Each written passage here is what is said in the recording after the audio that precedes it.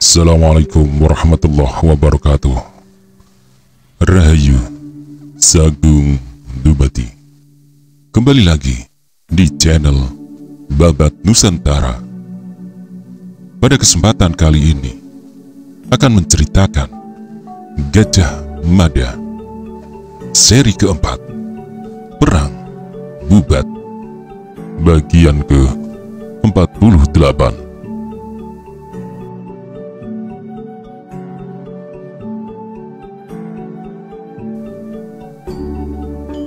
Aku tetap bersikukuh pada permintaanku yang telah kukirim berulang kali. Aku tetap meminta agar Sunda segera menyatakan diri bergabung dengan Majapahit, karena masalah yang akan dihadapi Sunda Galuh sama dengan yang harus dihadapi Majapahit.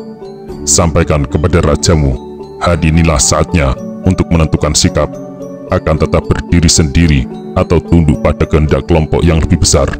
Tidak ada tawar-menawar lagi. Kehadiran temanten dari Sunda Galuh kali ini sekaligus merupakan pernyataan bahwa Sunda Galuh bersedia tunduk menjadi bagian dari Majapahit. Pengulangan ucapan Gajah Mada yang disampaikan Temanggung Larang Agung itu memaksa udara ikut berhenti bergerak dan menyihir orang-orang Sunda Galuh untuk terjerembab dalam kubangan perasaan sewarna, marah. Serentak para pengiring Maharaja Linggabwana mengambil sikap. Semua menyingsingkan kain wiron dan mengubah letak kujang ke pinggang masing-masing, serta melepas tali pengikat pedang untuk memudahkan ketika melolos pedang itu dari sarungnya. Untuk apa kita jauh-jauh datang ke tempat ini jika hanya untuk dinistakan? Teriak itu terdengar dari arah belakang. Di sana seseorang terlihat mengangkat pedangnya tinggi-tinggi. Ketika Maharaja Linggabwana mengamati, teriakan itu berasal dari mulut orang Siring. "Siap untuk mati!" Terdengar lagi teriakan dari arah lain. Maharaja Linggabwana melihat khusus yang menyuarakan kemarahan itu. Pucat pasi Dewi Lara Linsing, wajahnya memutih dan mulutnya gemetar. Kecemasannya yang muncul sejak merasa melihat lautan darah di Losari agaknya segera mewujud menjadi kenyataan. Prabu Putri Dyah Pitaloka justru terlihat tenang. Entah terlahir dari dorongan kejiwaan macam apa, Dyah Pitaloka yang telah menggenggam gagang kujang dalam ukuran kecil amat menikmati keadaan itu. Kujang dalam genggaman tangannya ada dua. Kujang berbilah tajam dengan warna putih mengkilat. Itulah kujang yang diasah amat tajam dan dibuat dari baja pilihan. Sedangkan kujang kedua tidak bergagang mewah seperti kujang pertama yang bergagang emas. Kujang kedua bergagang kayu sederhana, bahkan tanpa ukiran. Bilahan pun karatan. Namun justru karena itu, kujang itu menjadi sangat mematikan, karena di balik karatnya bersembunyi racun yang bisa menghancurkan butir-butir darah, meski hanya melalui luka kecil saja. Dari tempatnya berada, Dyah Pitaloka menjatuhkan pandangan matanya kepada seseorang yang mengenakan caping lebar menutupi kepalanya. Orang itu amat menarik perhatian Dyah Pitaloka karena bentuk pekerjaan yang sedang dilakukannya. Siapa orang di ujung lapangan Bubat yang sedang asik menorehkan gagasannya ke atas lembar kain itu? Sasaran yang dibidik dalam lukisannya adalah lapangan Bubat yang luas nyaris tanpa tepi. "Rupanya aku masih diberi kesempatan untuk bertemu meski dalam keadaan seperti ini," kata hati Dyah Pitaloka yang bergema hanya di telinganya sendiri. Maharaja Linggabwana mengangkat tangan dan melambai-lambaikannya. Ia meminta kepada para pengiringnya untuk tenang, namun para prajurit Sunda Galuh yang tersinggung itu sulit untuk dikendalikan. "Orang saya tidak lagi mengenakan pakaian yang biasa ia gunakan untuk menghadiri pesta. Pakaian yang dikenakannya berubah menjadi pakaian prajurit yang siap menghadapi apapun. Orang saya telah memegang gandewa dan anak panah dalam jumlah tak terbatas, siap dihamburkan menghadapi musuh dengan jumlah berapapun." "Tenang, tenang kalian semua, dengarkan aku. Kumohon beri kesempatan aku berbicara," kata Maharaja Linggabwana.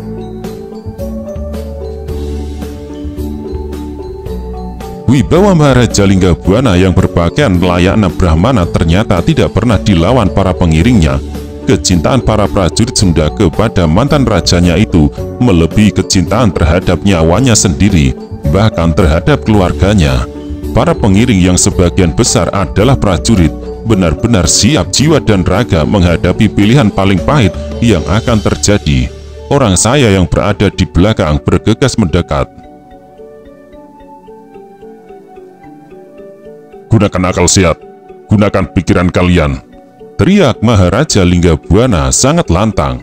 Kekuatan yang kita miliki tak sepadan dengan kekuatan tuan rumah. Aku tidak menghendaki perang ini terjadi. Jika kalian masih menghormatiku, ikuti perintahku. Semua diam, semua menunggu perintah Maharaja Linggabwana. Kita turuti apa yang menjadi kehendak Gajah Mada itu. Lanjut Maharaja. Hiruk-pikuk dan gemuruh gemertak terjadi di kedalaman dada semua pengiring calon temanten. Akan tetapi sebagian besar pengiring temanten yang terancam bahaya itu tidak sependapat dengan keinginan mantan rajanya, dan orang saya tak segan untuk menyuarakan keyakinan. Tak bisa. Aku tidak takut mati. Apa gunanya hidup kalau terhina? Penyatuan Sunda Galuh dengan Majapahit, dibahasakan dengan cara apapun, adalah penjajahan. Adakah yang lebih nista dari hidup dijajah? Tak ada. Setinggi-tingginya kehormatan adalah kemerdekaan. Aku tidak sudi hidup dengan cara nista macam itu, ucap orang saya menggelegar. Orang saya telah lolos senjatanya yang khas, sebuah cambuk dengan jangkauan panjang tetapi mematikan karena pada ujungnya terdapat sebuah bandul besi dengan ukuran separuh ukuran kepalan tangan. Jika diayunkan cambuk itu mengenai kepala, pasti pecah berantakan. Sudahlah tuanku, Panji Melong bersuara, tak ada gunanya kita berada di sini.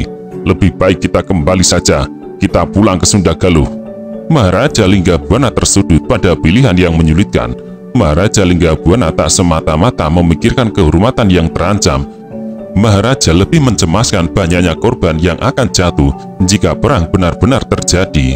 Jika menuruti keinginan Gajah Mada bisa menghindarkan perang, pilihan pahit itu akan diambil. Dengarkan kataku, aku minta dengarkan kataku sekali ini saja, teriak Maharaja Linggabwana keras. Sadarilah, kita bukan lawan sepadan menghadapi Majapahit. Aku minta kalian mengikuti apa yang menjadi kemauanku, kecuali jika kalian menganggap Maharaja Linggabwana sudah tidak ada. Ucapan itu rupanya mampu meredam semua gejolak, meski belum mampu meredam semua amarah. Ingat apa yang pernah aku katakan, kata Maharaja Linggabwana. Dengan Dyah Pitaloka menjadi permaisuri Prabu Hayam Wuruk, suka atau tidak suka, Sunda Galuh memang harus melebur dengan Majapahit, menjadi satu dan tidak terpisahkan lagi. Ingatlah kalian semua, kelak penguasa Majapahit adalah keturunan Dyah Pitaloka. Meski dengan susah payah, Maharaja Linggabwana akhirnya mampu meyakinkan para pengikutnya. Semua pedang disarungkan kembali, semua anak panah dimasukkan ke dalam wadah masing-masing, dan semua langkap telah dilipat. Akan tetapi sungguh menghina serombongan pasukan berkuda yang bergerak.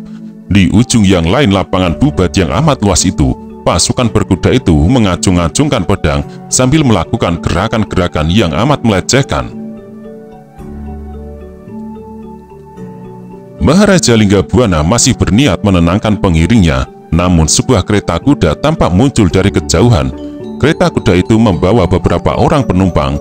Makin dekat kereta kuda itu, makin tampak jelas penumpangnya berpakaian Brahmana. Brahmana Smaranata, Tumenggung Larang Agung melentuk. Tumenggung Larang Agung benar, orang yang berada di dalam kereta kuda yang dipacu kencang itu memang Brahmana Smaranata, tetapi ia tidak sendirian. Brahmana Smaranata datang bersama dua orang lain, yaitu Dharmayaksa Kasogatan dan Arjaya Narendra, dan Dharmayaksa Kaisawan dan Arjaya Dharmaraja. Bergegas seseorang pendeta dan dua pejabat agama Buddha dan Siwa itu turun dari kereta. Mohon tenang Sang Prabu, kata Brahmana Smaranata gugup. Oleh Ibu Suri Sri Gitarja, aku diminta menyampaikan kepada Sang Prabu agar berkenan bersabar karena persiapan penyambutan sedang dilaksanakan. Sungguh, rupanya telah terjadi sebuah kesalahpahaman yang besar dan perlu diluruskan. Maharaja Linggabwana merasa lega oleh kehadiran Brahmana Smaranata itu. Para pengiringnya yang marah pun mulai bisa menguasai diri.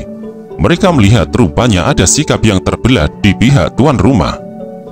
Raja dan kedua orang tuanya menerima dengan tulus kehadiran rombongan tamu dari Sunda Galuh itu, sementara ada pihak lain yang berusaha mengaitkan kehadiran tamu-tamu dari Sunda Galuh itu dengan pengakuan Sunda Galuh berada di bawah kekuasaan Majapahit.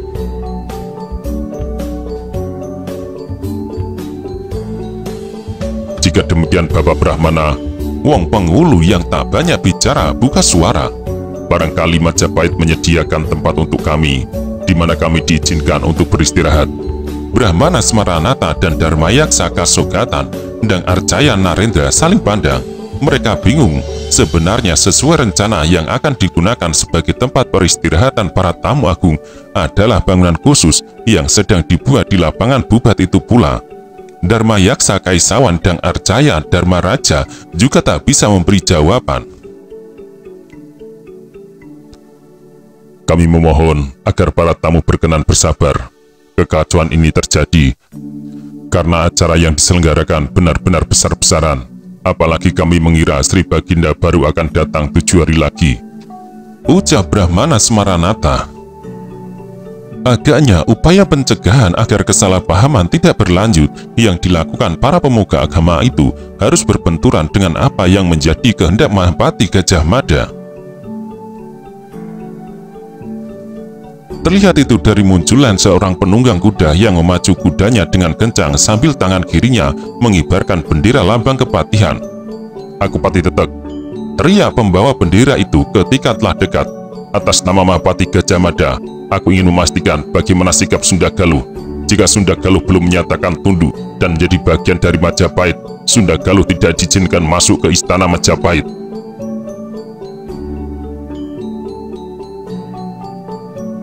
Brahmana Smaranata merasakan desir amat tajam di dadanya.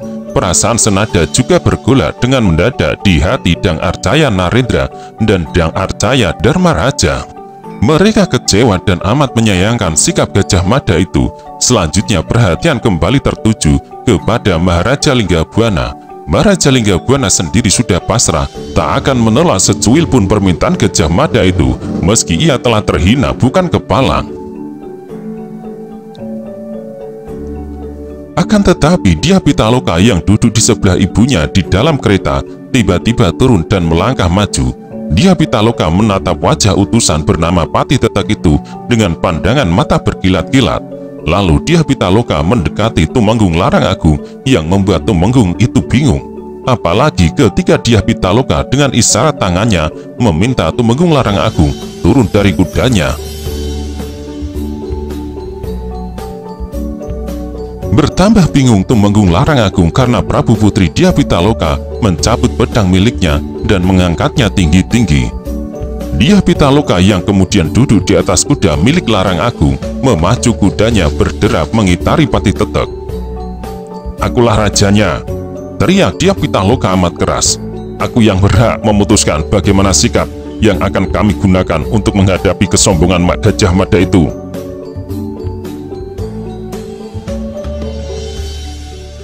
Desir amat tajam menggertaki punggung para prajurit Sunda Galuh. Dyah Pitaloka memberi semangat yang membakar, maka terbakarlah mereka. Dyah Pitaloka yang bergerak mengelilingi Pati Tetek itu akhirnya berhenti dan menempatkan diri tepat di depan utusan Gajah Mada itu. Tatapan matanya yang tajam dan sangat marah menyebabkan Pati Tetek agak gugup.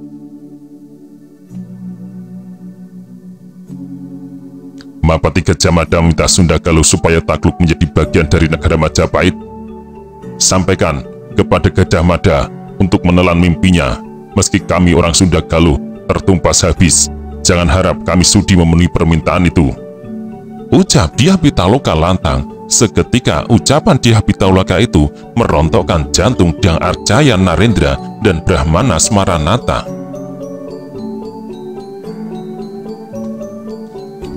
Akhirnya mereka meyakini bahwa upaya mencegah perang yang mereka lakukan tidak akan membuahkan hasil.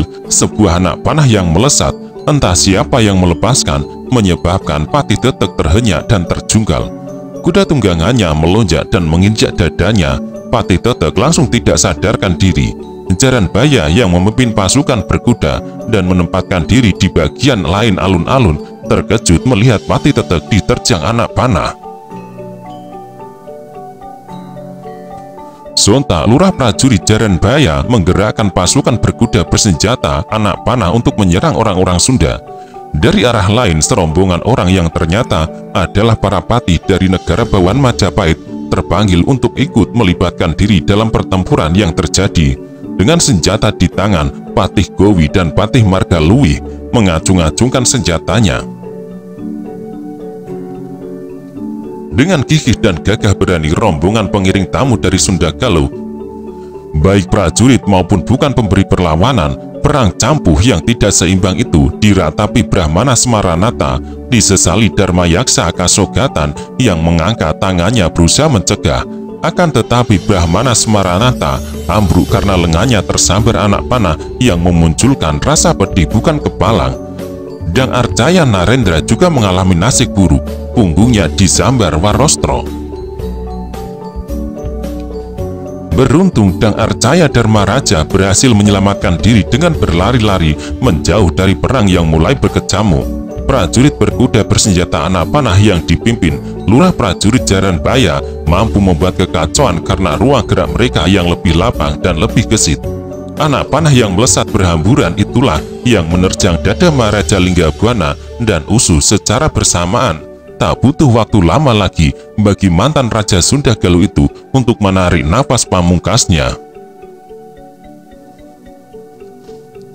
Melihat mantan rajanya mendahului gugur di medan pertempuran, para prajurit Sunda Galuh mengamuk sejadi-jadinya. Tanpa perlindungan tameng, mereka mengejar para prajurit berkuda sehingga mereka menjadi sasaran empuk anak panah yang dilepaskan susul menyusul. Tuan Sohan ambruk sambil menggeliat saat sebuah anak panah dengan ujung tajam menebus tengkuknya, disusul Temunggung Larang Agung yang ambruk di belakangnya.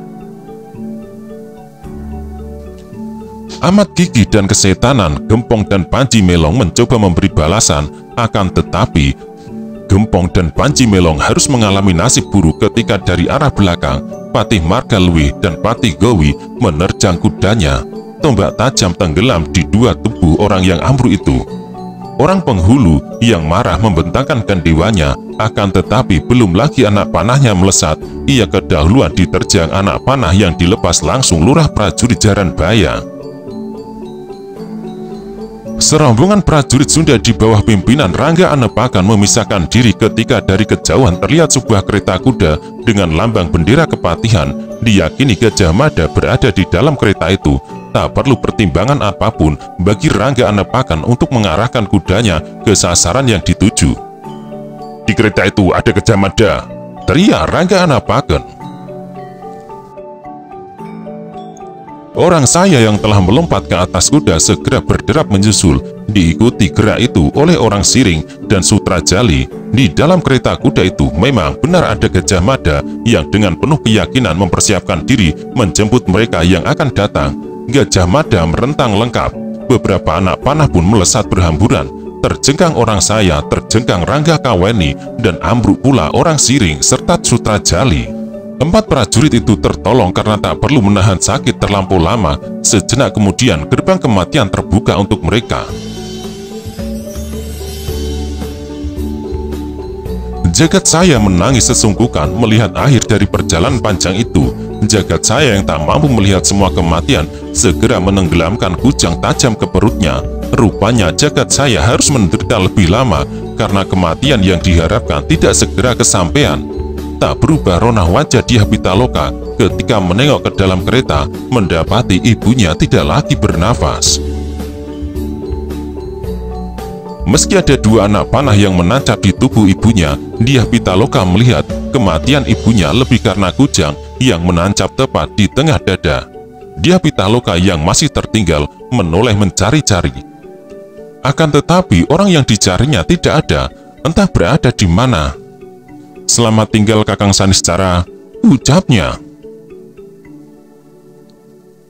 Tanpa keraguan, dia Pitaloka menenggelamkan kujang yang tajam, bukan kujang yang karatan, ke perutnya. Dia Pitaloka dengan sengaja menjemput kematiannya, namun ia tetap menginginkan wajahnya cantik jelita. Jika kujang beracun yang dipilih akan mengubah warna tubuhnya menjadi hitam, dia Pitaloka ambruk bersandar keretanya.